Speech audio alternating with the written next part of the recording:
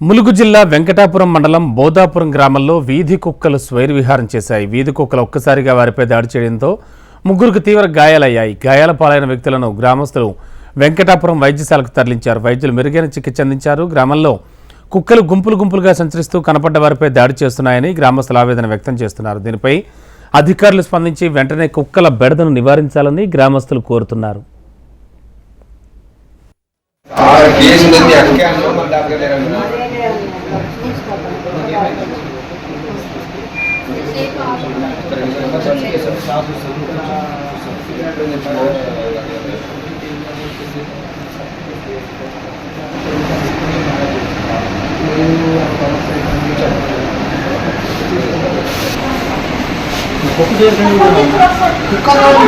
నడిచిపోతాను